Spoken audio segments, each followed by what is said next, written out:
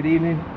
My name is Josh Montgomery. I'm a member of the faculty and administration here at Bayside. I also had the pleasure of having Henry in the classroom for the past 2 years, which was an adventure every day.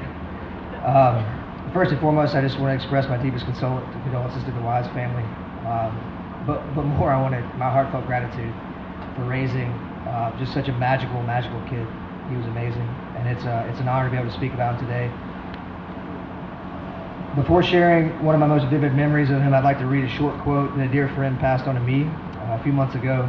I think it encapsulates a lot of what Henry brought to everyone he was in contact with. Be around the light bringers, the magic makers, the world shifters, and the game shakers. They challenge you, break you open, uplift, and expand you. They don't let you play small with your life. These heartbeats are your people, and these people are your tribe. The memory I have today that I want to share actually involves Henry and a member of his tribe, Reed.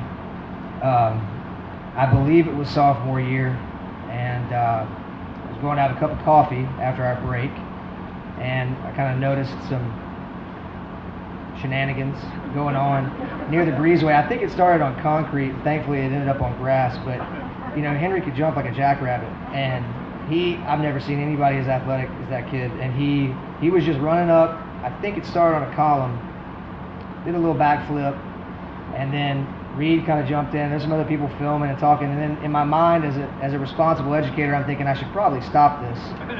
But for some reason, I just felt like it was going to be okay. And so I watched them, and they stayed at it. And so Reed starts getting his courage up. They moved to the oak tree over here in the grove, and Reed would sprint to the oak tree. He started climbing, he'd bail, and he'd kind of like laugh, and then he'd huff and puff, and then he'd kind of yell, and Henry's like, you got it, just kick your feet over your head. And, you know, and Reed's like, I know. And so they keep building, and finally, you know, as we all expected, Reed nails it, and then he did it again, I think, and I remember just looking at that, you know, and obviously we've all been thinking and reflecting over the past few days about Henry, and you know, a lot of people, a lot of teachers, a lot of adults, a lot of kids would look at that and be like, what are they doing? You know, I mean, what are they doing? But when you strip it back,